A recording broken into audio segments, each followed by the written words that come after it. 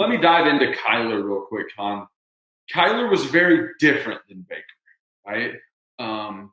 Kyler started out at A&M, and again, you come within an arm's length of me, then you're going to win the Heisman. So Kyler and I effectively switched when I transferred down there, and he comes in and he gets to sit behind Baker for a year, which I think was great for him to just watch such a great leader and a locker room guy for a year. But Kyler was a lot more subdued from what I hear. Right? He stayed in his lane. He was a good leader, but he wasn't necessarily the rah-rah guy, that Baker was, which is okay.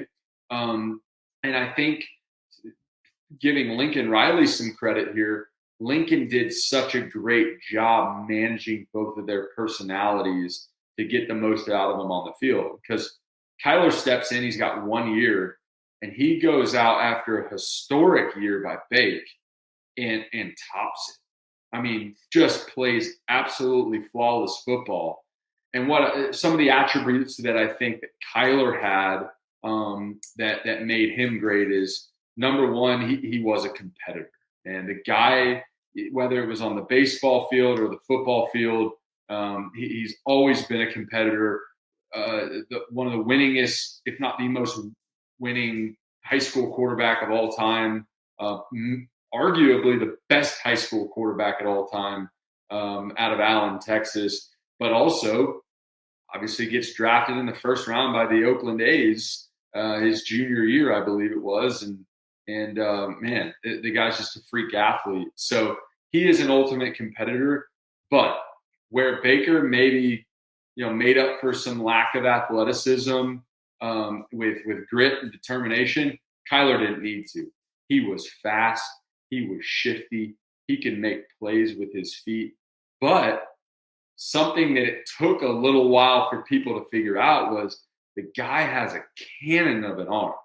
And the way he throws the football is unlike anybody I've ever seen. And I'll give you guys an example. I was talking to Christian Kirk.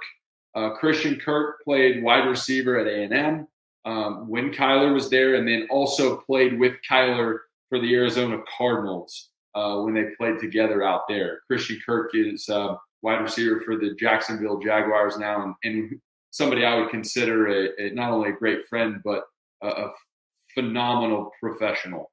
And so I was asking one time, I was like, hey, what makes Kyler different? And he goes, man, that dude throws the softest ball I've ever caught in my life.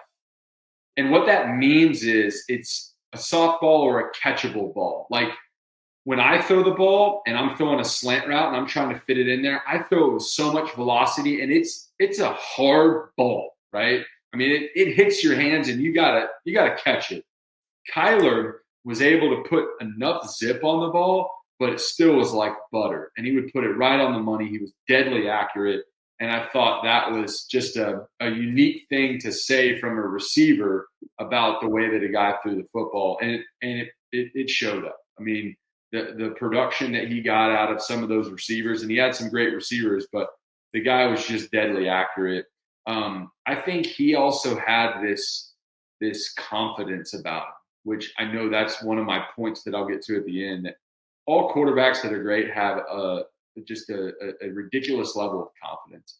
And Kyler was ultra confident in himself every single week when he went out there on the field.